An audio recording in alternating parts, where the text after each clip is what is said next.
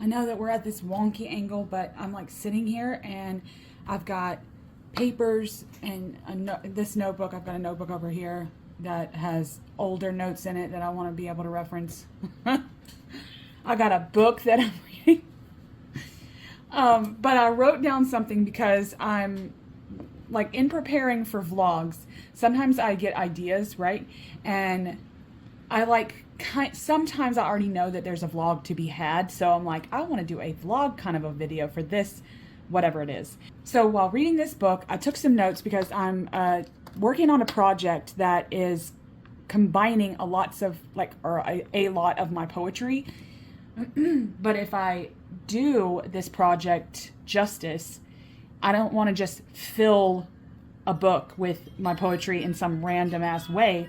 Try to write down some chapters, the goddesses that I actually work with, so that might be a thing someday. So I was writing this down, but then it got me thinking, because it all kind of, like, all of it works together, okay? This big weird note mapping I've got here. I realized that I wanted to discuss ascension. It's the spring. It's technically the spring equinox here in the northern hemisphere. It gets me to, of course, thinking about Persephone, but then also Inanna, because only in terms of ascension and descension, okay?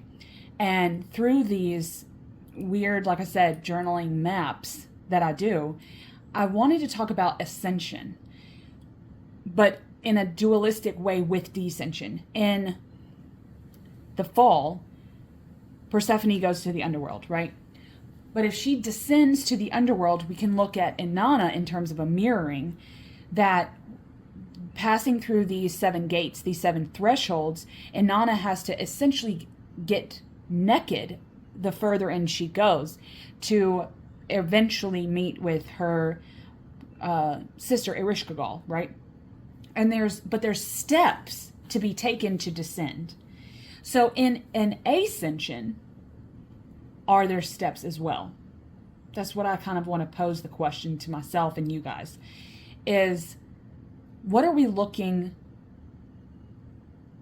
like, it's not just that we pop up out of nowhere, right? First of all, we're coming from the darkness, as all these mythos tend to mirror what's going on, like, with the sun, okay?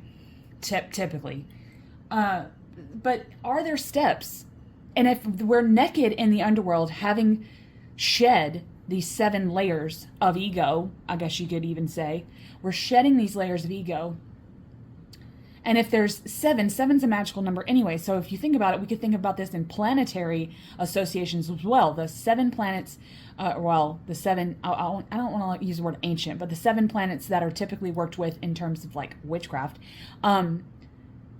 we could think about losing those as well, like what each one of those represents. So there's those steps, but if we're already naked, does that mean that we have to place those things back on top of us? Place those 7, whatever they are, 7 things on us as we ascend? Or is it just that we're naked and that transformation that has already occurred has made us this new naked being that can ascend? And it's through this nakedness and through the initiation of getting into the underworld, once we've made it there, it's like that's the story, not so much the ascension. In this, I'll call it ecstaticism. There's an ecstatic witchcraft this time of year. Typically between Astara and Beltane, like more bonfires, more dancing, more visceral music. With the spring comes this sort of ecstaticism that leads me to believe that I've already undergone the transformation, and that while I'm in this, vortex, in this void, if you will, this darkness, that's the cauldron that the transformation is happening in. So I'm a little bit like kind of sitting here wondering, what are the steps to get out of the cauldron, to finally emerge, to enact myself as the seed to grow, right? And I got the Shining Tribe out. I've been using this a lot lately. I've just been loving the messages that have come through. I love the primitive nature of the art. Maybe possibly I'm feeling a pull to this primordial aspect, this essence that lies in this deck, probably. But for this particular equinox, I'm feeling, I can see the transformation. I can see the blossoms. I can see the weather changing. I can see the sun changing position in the sky. Of course, you know, now we'll start to get more light.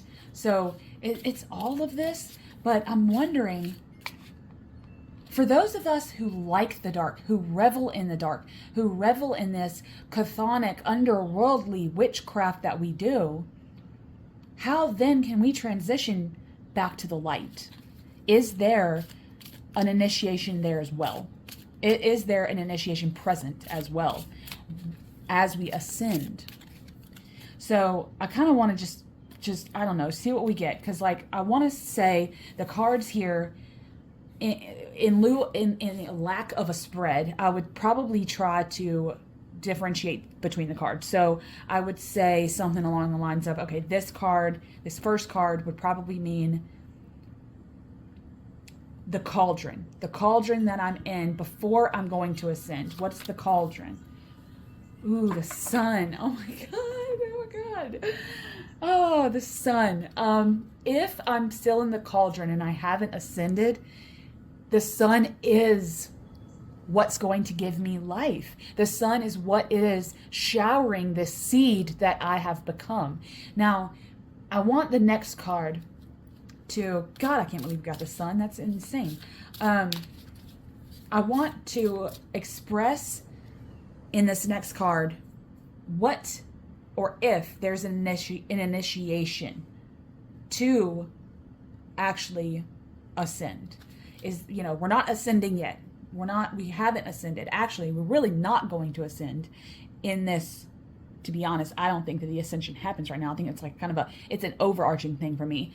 But is there an initiation process along like the fall equinox? Because the equinoxes are these very transitional, liminal times. So in this liminal time, I don't want to look at the fall equinox as the only liminal time. We have to think of the spring as liminal as well. So what is this liminal initiation? Six of Rivers. Oh, I love that there's this flower there that seems to be, I mean, I love that we're getting sun and water. Okay, first of all, I love that. Like, we're getting the nutrients involved. But in terms of initiation, I like that they're already holding this. This gives me very Ophelia vibes, like this. In order to rebirth, there has to be a death, and you've already died. You've already been in the underworld. You've already overtaken that death, and it's through this death that you're going to kind of, in the decay, is where the initiation is. You have to look to the parts of you that have decayed to figure out what's going to give the mushrooms the good nutrients. I like that there's, like I said, there's water here, but there's also this plant life that almost seems to be indicative of the body of the goddess here, of the goddess of, we'll say, Inanna or Persephone, whichever one, right? This very watery grave that we're getting initiated into. I think that when I think about the cauldron and the dark, I'm thinking about, like, we could even think about the womb, because the womb is present here. The cauldron is the dark, but it's also womb, it's also water, it's also the oceans, you know. And I like that take, you know. I like that take. Now, I could even pull 7 cards. We could, you know, like, just to put these up here, because we're kind of seeing what the initiation process is. But let's see if we have to shed. I don't know if I can move this in any kind of real good way. Are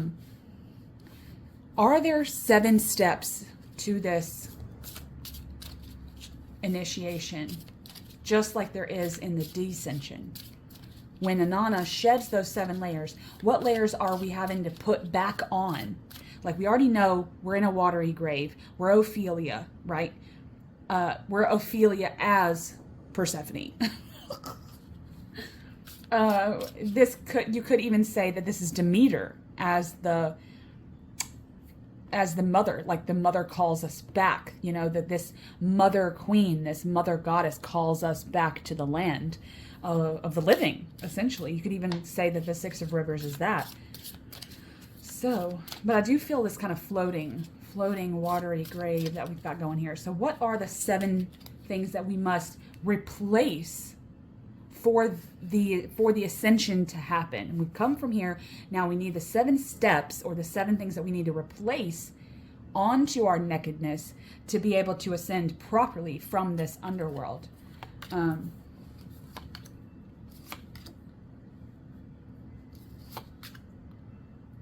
I'll have to do it like this.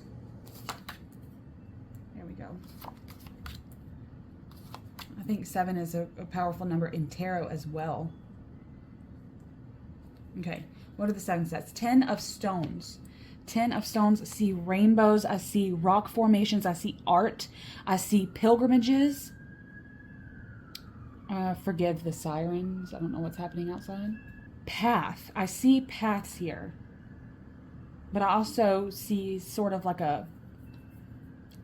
we're laying down stones on this grave, almost like this is a grave, like a ritual site.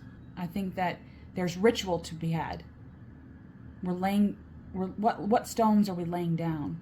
This could be art. We're having to reclaim our creativity, maybe. Maybe. Okay, that's what I'm getting. These are intuitive hits for these cards. Okay, the Empress. Oh, I love that. Again, we could say that this is the mother call. Again, echoing this, as these look very similar, as bodies. These are bodies of the goddess. As the body of the goddess here, and very vegetation centric here, with the colors. And the breasts of the mountains in the background, the planets, the stars, looks like it's all aligned. So there's an alignment that needs to happen. So maybe what we need to reincorporate is an alignment. We need to align ourselves, mind, body, spirit, mind, body, soul. Maybe these are the 3 realms that you embody in terms of getting back in touch with the body itself. So, and this is an alignment, possibly even grounding and centering. So that's probably part of it. Place of trees. I'm seeing Minoan goddesses here as the Labrys is present. And usually the priestesses of the Minoan culture were such, I mean, they've got these crocus bulbs here that you would go and collect for the saffron. And as I guess I'm seeing that. So I'm seeing this kind of, there may be things, not that you have to put on and replace, but that you would have to go and collect. Go and collect some things. Go and collect things that you see out in nature. What's budding? What is, like, get rid of the dead, right? Get rid of the weeds. Maybe spend a little time out in your place, your land. Go and collect seeds even, Go and collect things that are linked to your land, to get you back in touch with the land itself. And then 4 of trees. Got lots of trees and stones, but we got lots of stones coming up. But I see in the 4 of trees the wheat stalk here.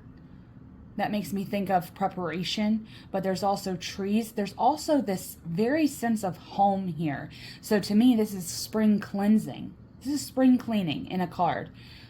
So one thing that we really need to reincorporate back into our lives is the concept of like decluttering all that we've done in the cauldron.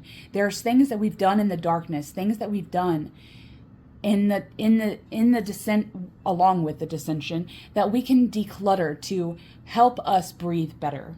And so I think that this is spring cleaning. And then we've got 3 and 8 of stones here.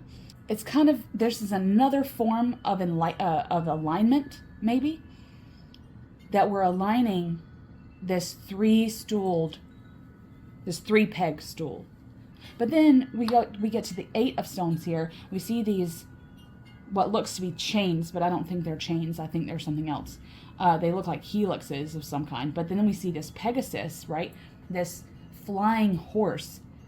And I want to say that the Eight of Pentacles is, of course, this cultivation, right?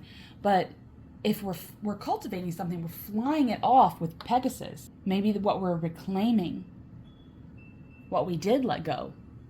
Maybe there was something that you let go in the dissension that you need to reincorporate. Like think back, like maybe this is a thinking back on what you did in the past that maybe you need, that you've let go, you let it go, but maybe you need to put it back on, clothe yourself with it once more in an act of rebirth. And then finally we get the Eight of Birds, but I like the Eight of Birds here. That would be like the Eight of, I guess the Eight of Swords, but in this system, I don't read it like that. This is a tree, but it's a spiral, right? The eight it is about spiral, but it's almost like this is throwing the bone. So this is charm casting, Om reading. This is divination in its raw sense, okay? And it's divination to ascend. I love that there's this arrow here, and we're spiraling up the tree. This dead tree, by the way, this dead tree, okay, mirroring back to this, this is the cauldron, okay, and we're ascending from the cauldron. I like that this card came last, to be honest, but this is divination. This is reading the signs of spring, reading the signs of transformation to ascend. So this is an act that we need to reclaim, a divination that will allow us to know, not to know. I don't want to say that like that. Not to know, but an act of divination that will allow us to continue to map our way out of the cauldron. Okay? I like that. But okay, before I close out, I want to cancel sometimes I do this in readings, right? So I've gotten two threes here, the Three of Stones and the Empress. So they mirror one another. Again, this is about reclaiming body, land, sea, and sky. This is alignment. Okay, I see alignment in both of these threes. But then also 3 + 3 = 6, which we see the 6 of rivers here. So these kind of cancel each other out and sits behind this first card, one of the first cards that we did. And then we've got the 8 of Stones and the 8 of Birds. Again, it's almost like this Pegasus is her companion in some way. And so that cancels each other out for me. Also, the moon, the sun's present and all that. Like, we really can tell that this flight here is this companional flight. So I'm going to cancel these out as well. And then all that's left in terms of actual reclamations that we need to embody to be able to ascend this spring, like Persephone, ascending from the underworld. Get back in touch with our art. Pilgrimage to that place inside you that is creative. Collect the things. Collect the things. Collect the things that you need. But don't forget that you need a clean house. You need the spring cleaning. It's good for mental health. It's good for clearing out what you don't need in the cauldron for next year, okay, for next time. And then we will really ascend. We'll open up this eye and ascend, spiral out in this ecstatic rebirthing. Okay. Now, all these are going to go under this card, under the cauldron, okay? And then I want a card that's going to represent the ascension itself. This is the ascension from the underworld. We've been in the cauldron. We've been in the watery death of. We're ruminating in the watery death of the cauldron. But now we must get reborn, and we've taken the steps to do that. The 7 steps, right? We'll just say 7 steps to redo that. This card represents the ascension itself. Maybe possibly the feeling of the ascension. I'm not sure. Just whatever comes up, we'll just intuitively read, right? And And this is asking me to cut the deck into thirds, so. Oh, wow, look at that. Look at that. Ace of Trees. Isn't that the perfect Ascension card? That's the perfect Ascension card. Can y'all, is that focused in? I'm not sure if that's focused in. Maybe. Yeah. But this fetal tree is so perfect. This card represents the Ascension, and that's exactly what's happening. What are your thoughts on the Ascension from the underworld that we've got going on this vernal equinox?